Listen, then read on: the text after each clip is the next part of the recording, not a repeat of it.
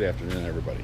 Well, today we were going to work on getting the brakes done as we have a leak on the convertible. But I ordered the brake lines and I ordered the wrong ones. So it's actually the 87 brake lines that work on this 86. So we have to take the old original ones back and get some new brake lines. So in the meantime, we're going to work on a Corvette and bleed the brakes on that. He put the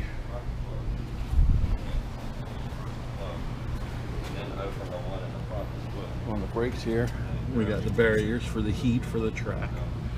It points the air from the ductwork to the rotors to help cool it. So we're just going to bleed the brakes and go from there. Well, here we are, take two. We have new brake lines right over there, and we're going to work on old Rusty here. So I got the new brake lines for over the differential. Hopefully they're the right ones. I got them at National Parts Depot. Then we got to get, see how rusty that is. Got to get that line out. I got a new hose to feed it, and we got to get this brake line out of here and go from there. So I mean, she's a northern car. She's got some rust issues, so we just drive it, but I just want to have brakes because they're important. So this is my winter car here in Florida. Notice summer cars are one thing, winter cars are a little different here. Ooh. So we'll go ahead and start to get to work here. First thing I'm going to do, I think, is spray that with some rust penetrant. See if we can get that to come off that bracket. It's going to be fun because for some reason they decided they needed to. Where's that line go? It comes right through here, comes through, goes back through here, comes through this little opening here, and then comes back through there. Man, who thought of this? So we'll see. Of course, it doesn't help that I've welded a subframe connector in there, so maybe I still can get that around there. We'll see. So I'll update you as soon as we get somewhere on this. I think the lines will work. There's the block up there. So hopefully I don't have to pull the mufflers out of the way of the exhaust, but if I do, just got to unbolt it here and maybe let them hang down on the floor. So all right, I'm going to get to it and we'll see. We'll update you with what we find out. So I also brought the axle for my daughter's car with me, but her car's not here, so we're not going to do anything on that. But I have the axle here. We're going to get started.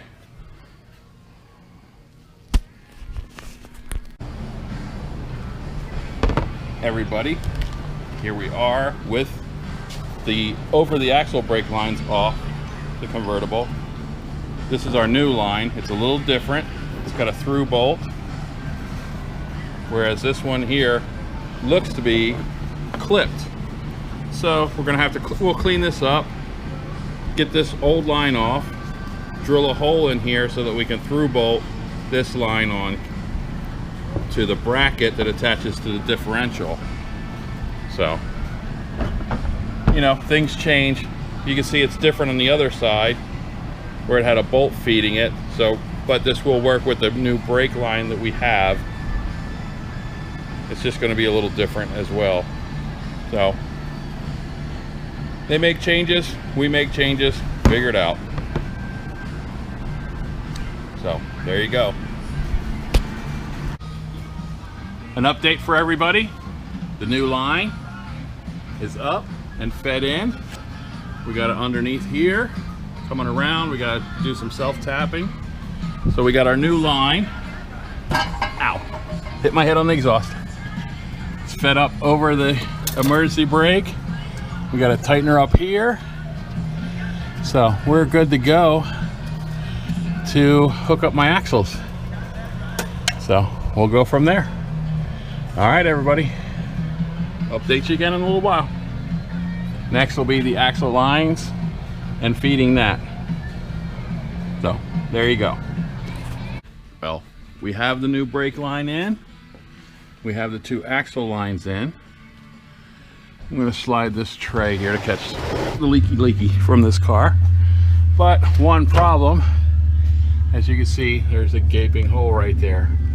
The line I got was the wrong line. It's for a single exhaust. So the new one will be in tomorrow. We'll get that in. Then we will finish up bleeding the brakes, and the convertible should have brakes once again. So that is all for today, people. We're going to work on a couple other little things and then go look at a house. Well, last time we left the shop, we were working on that. As you can see, she's back on the road. She has brakes and stops. Finally got the right line in. All is good. Of course, she stops like a 1986 Mustang. Today, I'm taking this to the shop to work on. We're going to replace the axle. She's got a CV axle that's clicking, so I got it here in the trunk. We're going to take this over to the shop. Yes, it's my daughter's car, and it has antlers for the holidays. So, I'll update you on this one. Have a great day. Like I said earlier, we are here changing out the axle on the Ford Fusion and an oil change. So I got the oil. I'm getting the axle out right now. So once I get that out, put the new one in, we'll bolt it back together. Then I'll change the oil in it, and hopefully my daughter will be happy. I gotta look at a motor mount. Vibrates a little bit when she's sitting at a light, but we'll check that. See, we got it popped out. So I just got to pop it out of its bracket back there and finish. So I will update more as we go. New axle is in. New axle, CV axle's installed. It's good to go. Everything's good there. Nice and tight.